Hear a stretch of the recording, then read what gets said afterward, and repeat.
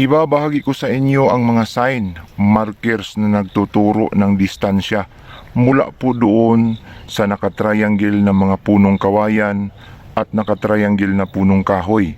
Ito po ay nagmula sa bago lamang na-diskubring Yamashita Treasure, nakahukay ng Yamashita Treasure doon po sa may Quezon Province.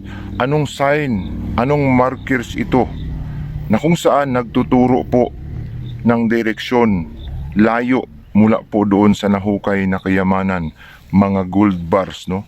Kaya tutok po kayo, panoorin po ninyo ang bidyong ito hanggang sa matapos sapagkat napakaganda po ang ating ibabahagi sa inyo ngayong topic.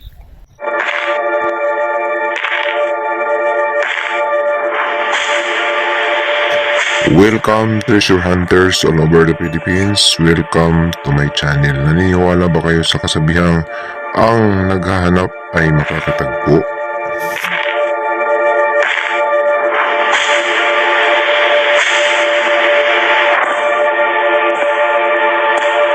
Welcome back again sa aking channel mga ka-treasure hunter. Magbabalik na naman po tayo. Patuloy po tayo sa pagbabahagi po ng kaalaman tungkol po sa mga nakatagong kayamanan po ng mga Japanese Imperial Army. At ang atin nga pong ibabahagi sa inyo ngayon ay tungkol po sa mga sign, markers po na direktang nagtuturo po sa pinagbabaunan ng kayamanan ni Yamashita. Ito po ay mula sa natuklasan na pagkuhanan po ng kayamanan, mga gold bars, Buddha, mga alahas, diamonds, at mga kagamitan po ng mga Japanese Imperial Army noong Second World Wars po na naibaon. Natuklasan na hukay po ng ating kababayang Yamashita Treasure Hunter mula po sa kabundukan ng Luzon, may Quezon Province. At ito po ay ibinahagi sa atin ng ating ka-treasure hunter para po makapagbigay sa atin ng idea, makatulong po sa ating mga kababayang halos sumuko na, sumurindir na sa paghahanap po ng naitagong kayamanan. Gumastos po ng pagod, panahon, no, pera, at parang ayaw na, no, nawawala ng pag-asa sapagkat napakahirap pong tukuyin ang mga itinagong kayamanan ng mga Japanese Imperial Army.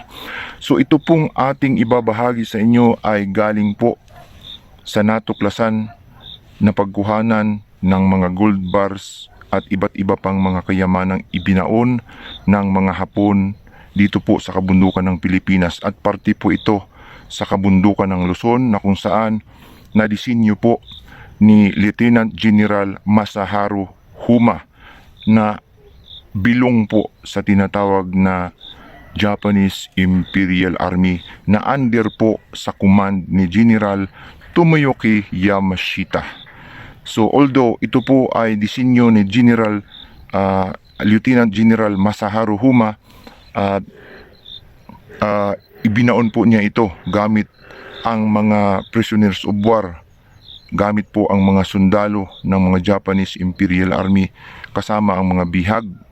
At ito nga ay may disenyo, ang disenyong letter Y na sapa at ang disenyo po ng mga sign na triangular na nakatanim na mga punong kahoy at mga batong ginawang triangular ang purma.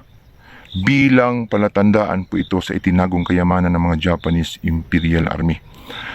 Ito pong mga triangular na mga kawayan, katulad po nitong napagkuhanan ng Yamashita Treasure kamakailan lamang, ay mayroong natuklasan ng ating kababayang treasure hunter na doon nakuha ang mga gold bars na 352 piraso at may kasama pang Buddha.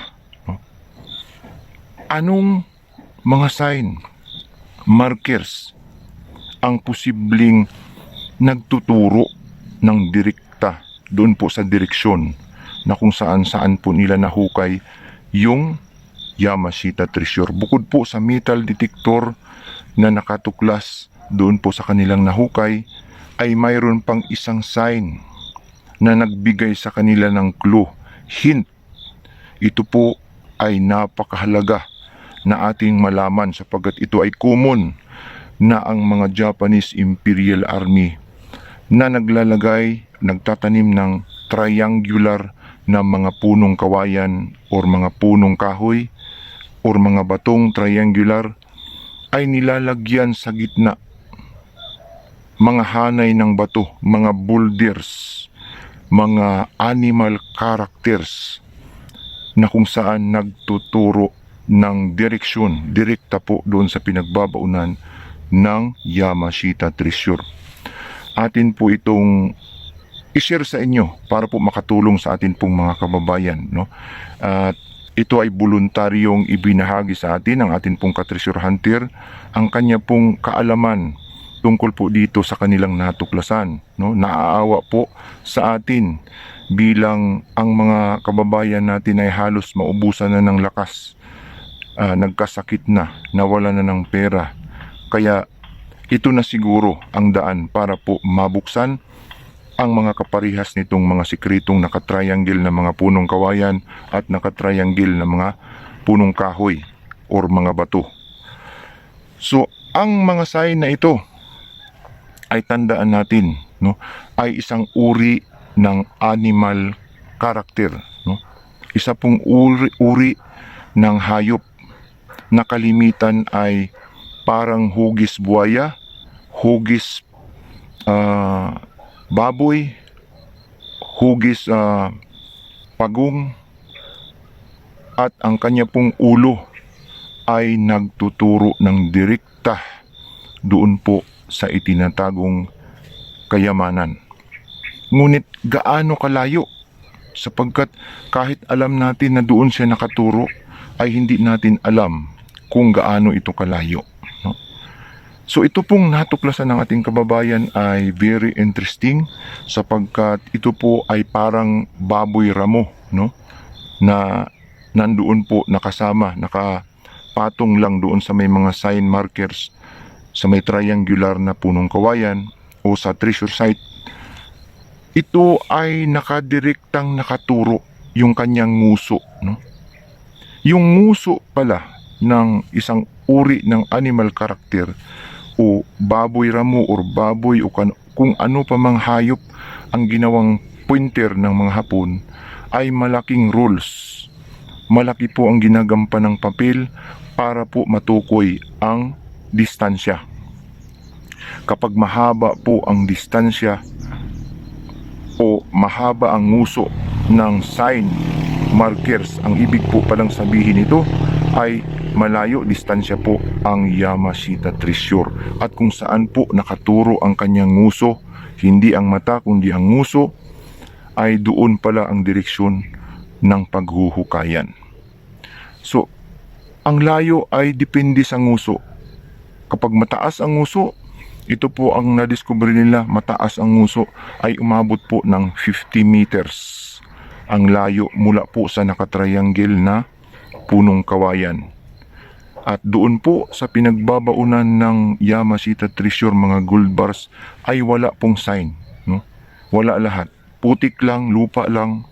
Ang tanging bumabalot lang nakakaiba sa ilalim ay yung kulay gray, no? Dark gray na kung saan nakapalibot sa treasure, nakahalo lamang siya sa lupa. At nadurog na ang kahon na kahoy. So, may kahoy na kahon pero nadurog na. Doon din nabakho ang budang babae na may space na maliit na nakaupo lang doon. Ayon po sa source natin na sila mismo, may-ari mismo ng nakahukay na treasure. Subalit, napagparty-party po nila, nag-iiba na ang may-ari ng Buddha, iba na rin ang may-ari ng gold bars sapagkat naghati-hati sila. Marami po kasi silang mga nakahukay at mga grupo. Yung mga gold coins, iba ang nagmamay-ari, ang mga jewelries at saka yung mga gold na kutsara at tinidor kung mayroon man, kasi mayroon daw silang nakuhang mga precious metals na mga gamit, no? At mga helmet na masasabi nating kabilang din yun sa treasure na pinagpaparti-partihan po nila. So yung pong animal character pala na nguso o mga hayop na makikita natin, mga pagong or mga elepante o baboy o kung ano pa mang makikita natin, yung nguso niya ay napakahalaga pong maintindihan natin, no? Na ito pala ang nagtuturo ng distansya. Kapag maiksi po ang nguso, ay malapit lang, 5 to 10 meters. Kapag mahaba ang nguso, ay 40 to 50 meters, no? At doon malalaman natin ang style ng hapon ay naibahagi din sa atin ng ating ka-treasure hunter. Ang sabi niya, ibinahagi niya sa atin na ang triangular na mga bamboo trees o mga kahoy ay mayroong nakadesign na animal character mismong sa nakatriangular na sign. At doon po sa animal character ay kailangang humarap ka sa araw, no? At kapag nakaharap ka sa araw, northeast, doon po ang isang treasure deposit. Northeast, sa layo po na 50 meters, ayon po doon sa nguso. So, depende sa nguso. Kapag maiksi ang nguso, ay hindi po aabot ng 50 meters. Pero hiwalay po siya sa mga sign markers. Hindi po siya nakasama doon sa mga sign markers. Wala pong mga sign markers doon po sa sentro ng pinaghuhukayan ng gold bars. So, napakahalaga po itong na ito, na magbukas po ng daan sa atin pong mga kababayang treasure hunter tungkol po dito sa mga nakatriangle na mga punong bamboo tree. At bukod dyan, hindi lang nag-iisa. Kapag triangular pala na mga punong kawayan o mga punong kahoy, ay tatlo, no? Tatlong treasure deposit ang kanila pong nadali. Ito po ay ang gold bars, Buddha magkasama, mga coins, jewelries, at mga precious uncut stone. Ang precious uncut stone, ang sign po niya ay 3 dot na drilled hole na kung saan nasa ilalim ng punong baliti na nag-iisa, no? Nasa ilalim ng punong baliti na nag-iisa. Tandaan po natin yan. At ang ginamit na mapa na natuklasan ay ang damit na luma. Yung design, binutasan po yung posisyon, no? Sa engineer ay nababasa yun sa engineering, yung area at yung tinatawag na eskwela noong ilog ay nandoon nakalista, nakasulat sa design ng tinatawag na lumang damit. At yung design po ng mga nakatatak sa damit ay design po ng tinatawag na Masaharu Homa. Tinatawag na Masaharu Imperial Treasure. Design po ito ni Lieutenant General Masaharu Homa, na kung saan membro po ng Japanese Imperial Army under kay General Tomoyuki Yamashita. Kaya po tinawag laging Yamashita Treasure.